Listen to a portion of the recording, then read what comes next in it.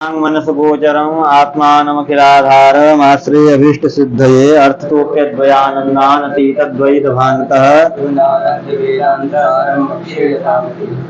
तो तत्त्वमसि इस पदार्थ का शोधन का विचार चल रहा था। अब कह रहे हैं कि तत्त्वमसि इस वाक्य में नीलम उत्पलम इस वाक्य के जैसा वाक्यार्थ बोध नहीं होता है। क्या कह रहे हैं? नीलम उत्पलम इस वाक्य में जैसा वाक्यार्थ बोध होता है वैसा वाक्यार्थ बोध कहां पर? तत्त्वमसि इस वाक्य में नहीं होता है। क्यों? पहले बता रहा वहां कैसे वाक्यार्थ बोध होता है। वहां कहां पे? तत्र मतलब कहां? वहां तुम्हारे गांव में नीलम उत्पलम में नील पदार्थ नील गुणस्य, नील पदार्थ और नील पदार्थ है या नील गुण है? उत्पल पदार्थ है और उत्पल द्रव्य है। ठीक। 100 क्लिप। अच्छा बताओ, उत्पलम कहने से कोई भी उत्पल ला सकते हो आप? उत्पल समझते हैं ना? तो उत्पल लाने, उत्पल कोई का उत्पलम आना है तो कोई श्वेत उत्पल ले आएगा, कोई रक्त भी ला सकता है, पीत भी ला सकता है, ठीक है, नील भी ला सकता है कोई नील उत्पल। तो ये जब नील विशेषण दिया गया नील ही उत्पल आएगा, अन्य कोई उत्पल नहीं आएगा। अच्छा, खाली नील कहेंगे तो नीला तो पट भी है, घट भी है, कुछ भी आ सकता है। तो कहेगा नहीं, नील यहाँ उत्पल कहेगा जो नील है, जो नील कहने से कुछ भी नील आ सकता है। तो उत्पल जो है अपने नील को, मतलब जो नील है ये उत्पल के अतिरिक्त किसी को और को नहीं आने देगा। नील तो कोई भी आ सकता है, जो उत्पल दिया है, अन्य वाला नील न लेने लगे कोई। घटवृत्ति नील पटवृत्ति नील ना होने लगे। यहाँ नील की रक्षा के लिए किसका विशेषण, विशेष से क्या दिया है? उत्पल। उत्पल कोई दूसरा कोई अन्य उत्पल न लाने लगे। मतलब उत्पलम आने कहोगे तो रक्त उत्पल भी आ सकता है। तो नील विशेषण दिया कि नील ही उत्पल आएगा, अन्य उत्पल। तो दोनों इसलिए बता रहा, देखो, नील पदार्थ से नील गुण से, उत्पल पदार्थ उत्पल द्रव्य से क्या क्यों है? शौक्ल्यादि पटादि भेद व्यावर्तकतया। शुक्ल मतलब जो अगर नील कह दोगे तो शुक्ल आदि की व्यावर्तन करा दिया।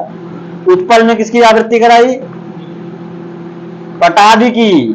अरे नीला तो पट भी हो सकता है, तो उसकी व्यावृत्ति करा करके अन्योन्य विशेषण विशेष भाव संसर्ग से, एक दूसरे में ये दोनों क्या है? विशेषण विशेष भाव इन दोनों में है।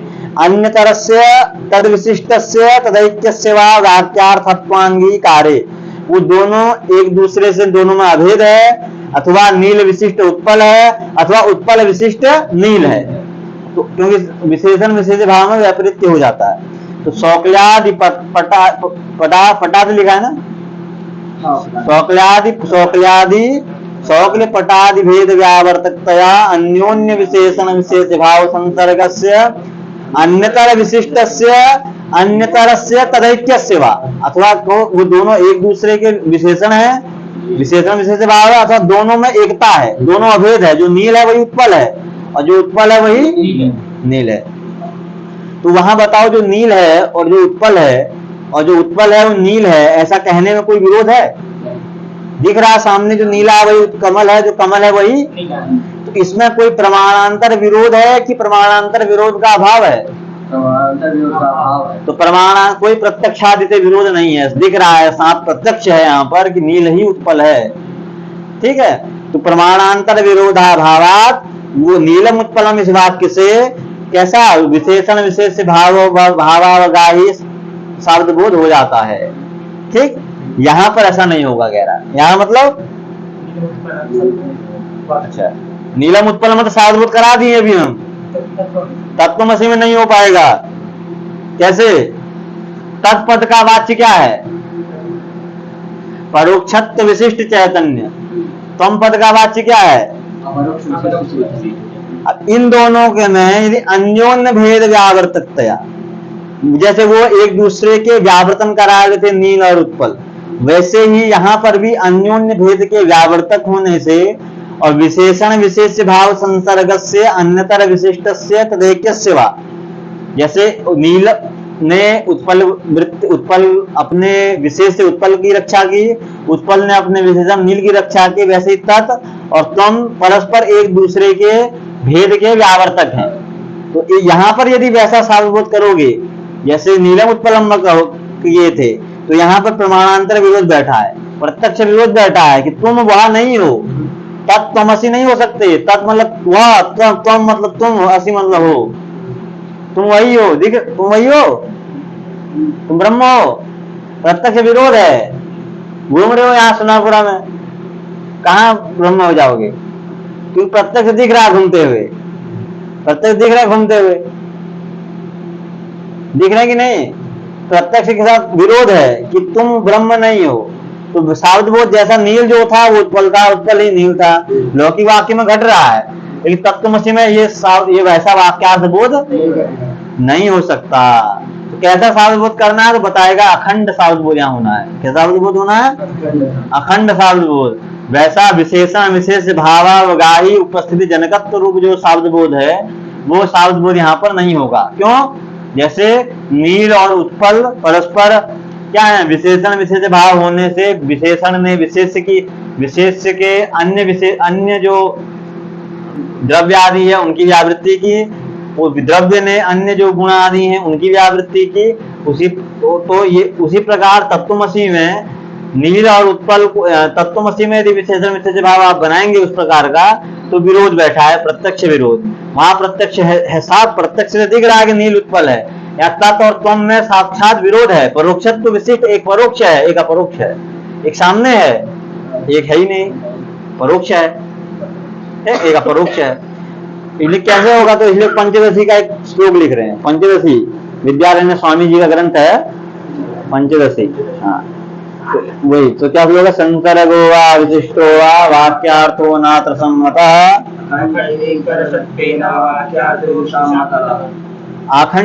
रसत्वेन वाक्यार्थो विदुषां मतः। संसर्गो वा विशिष्टो वा, संसर्ग मतलब संबंध, नीलम उत्पलम में जैसे एक अभेद संबंध है वो, अथवा नील विशिष्ट उत्पल, ये साबित बोध। तो चाहे संसर्ग कहिए चाहे विशिष्ट कहिए, संसर्ग बोध कहिए चाहे विशिष्ट बोध, ये दोनों ही बोध नीलम उत्पलम के जैसा अत्र मतलब तत्वमसि इस वाक्य में सम्मत नहीं है। समझे?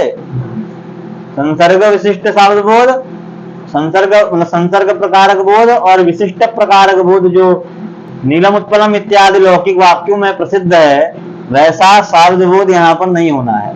अभी तो विलक्षण एक कैसा बोध होना है?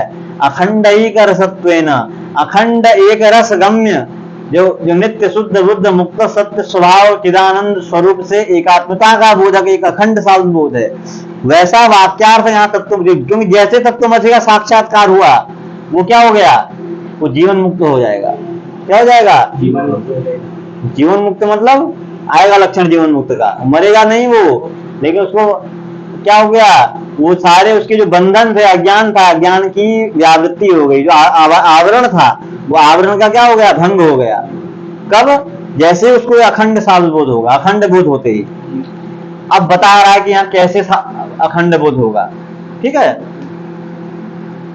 तो आगे आएगा गंगायन घोषा में कैसे से जहर लक्षणा होती है, वैसा यहाँ जहर लक्षणा है कि नहीं, सोनो धावती में जैसा अजहर लक्षणा है वैसा है कि नहीं, कि कोई अन्य प्रकार का यहाँ साबित बोध है, ये सब आगे आएगा। ठीक है।